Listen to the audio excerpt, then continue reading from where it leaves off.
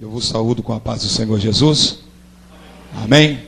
Para mim é uma satisfação e um privilégio muito grande estar aqui com os irmãos pela primeira vez para adorarmos ao Senhor.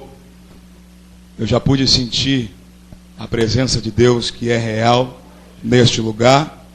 Tenho uma convicção e a certeza de que Deus tem coisas grandes para mim e para você nesta noite. Você crê nessa palavra? Levanta as tuas mãos nesta noite. Diga, eu creio nesta palavra. Abra a tua Bíblia nesta noite para nós meditarmos. Livro de Juízes. Aleluia. No capítulo de número 6, versículo de número 11, 12, 13 e 14. É um privilégio estar conhecendo os irmãos. Eu sou membro da Assembleia de Deus, Ministério Cachoeiro. Congrego no bairro da Penha. Trago hoje comigo a minha esposa e minha filha, que me dão o privilégio de estar nesta noite comigo. Juízes, capítulo de número 6, versículo de número 11 até o de número 14. Quem achou, diga amém.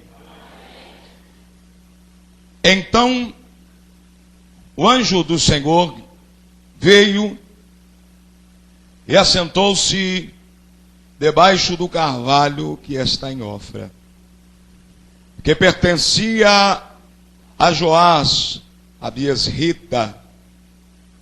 E Gideão, seu filho, estava malhando o trigo no lagar, para o salvar dos midianitas.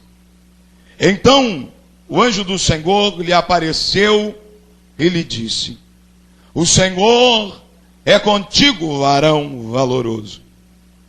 Mas Gideão lhe respondeu: ai, Senhor meu, se o Senhor é conosco, porque tudo isso nos sobreveio? E que é feito de todas as suas maravilhas que nossos pais nos contaram, dizendo: não nos fez o Senhor subir do Egito? Porém agora o Senhor nos desamparou e nos deu na mão dos midianitas. Então o Senhor olhou para ele disse: vai nesta tua força e livrarás a Israel da mão dos midianitas. Porventura não te enviei eu? E você diz amém. Podeis assentar. A palavra que Deus pôs no meu coração, para que nessa noite eu pudesse, em poucas palavras e em poucos minutos, transmitir aos vossos corações, tenho certeza e convicção de que vem da parte de Deus.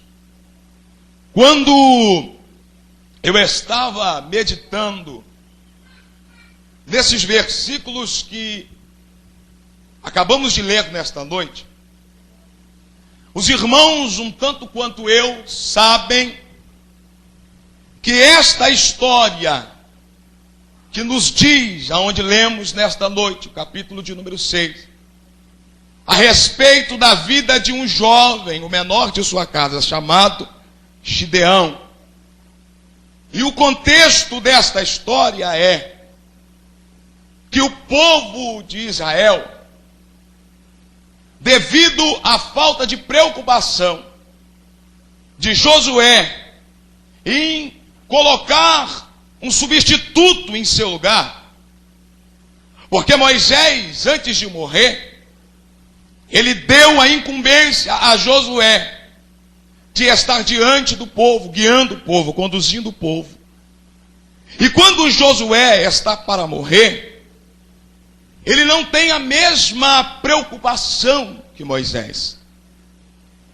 E o livro dos Juízes, o povo de Israel, está sem um líder, está sem alguém que em sua frente o lidere, o conduza, o dê ordens para que eles possam executá-las. E por causa disso, por esse motivo, a Bíblia diz que a nação de Israel, o povo de Israel, estava sofrendo, estava colhendo tudo o que havia plantado. Porque quando a situação deste povo estava bem, quando este povo tinha o do bom e do melhor, eles deixavam Deus de lado, não adoravam a Deus, não serviam a Deus e não faziam o que era da vontade de Deus. Deus então permite que alguns inimigos se levantem contra o povo de Israel. Deus então agora permite que alguns homens, alguns exércitos se levantem contra o povo de Israel. E a Bíblia diz que por esse motivo os midianitas, levantados por permissão de Deus, estavam fazendo o povo de Israel sofrer.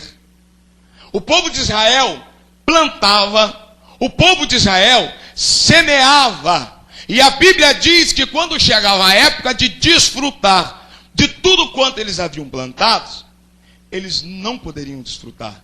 Porque os midianitas se levantaram com tão grande fúria e roubavam todos os frutos, tudo quanto o povo havia produzido. E o povo ficava às mínguas, o povo ficava a ver navios. Então, por este motivo, o início do capítulo de número 6 diz que por causa desta opressão, o povo de Israel parou de plantar, o povo de Israel parou de semear, por causa do desânimo que havia entrado em seus corações. E com medo dos midianitas, a Bíblia diz que eles fizeram cavernas e covas nas montanhas, para se esconder dos midianitas. E quando isso aconteceu, eles se lembraram de Deus e oraram ao Senhor e disseram: ah, Deus, o Senhor é poderoso para nos livrar.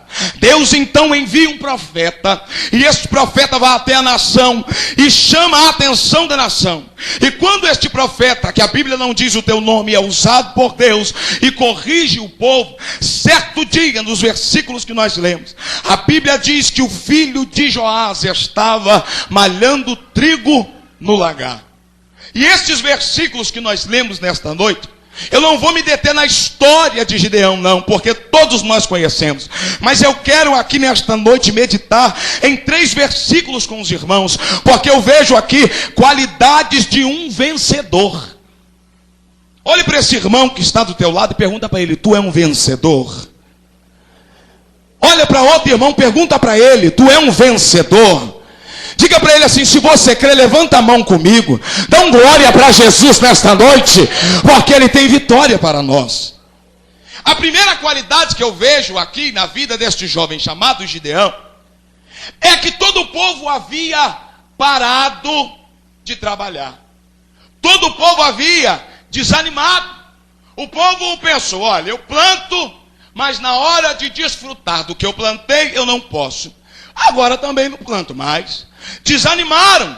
Porém a Bíblia diz que o anjo do Senhor assentou-se debaixo do carvalho que estava em Ofra. E esse assentar do anjo do Senhor não é um assentar de preguiça não. Ele chegou, se assentou, sabe por quê? Porque ele estava observando.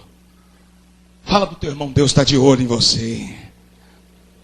E a Bíblia diz que ele estava malhando trigo no lagar. E todos nós sabemos que lagar é lugar de pisar a uva. E eu já vi algumas pessoas dizerem: Gideão estava malhando trigo no lagar porque ele era medroso. Errado. Ele estava malhando trigo no lagar Porque Lagar não era lugar